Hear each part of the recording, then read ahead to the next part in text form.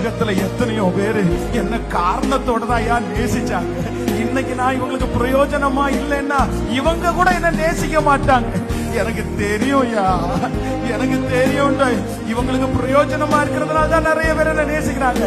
ஆனா நான் உங்களுக்கு ஒண்ணுமே பிரயோஜனம் இல்லாத போதிலும் என்னை இவ்வளவு நேசிச்சவரே நன்றி.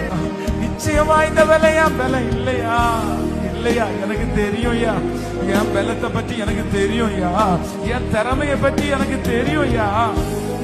என் பலவீனத்தை பற்றி இன்னொருத்தருக்கு தெரியுமோ இல்லையோ, என் பலவீனத்தை பற்றி எனக்கு நல்லாவே தெரியும்யா.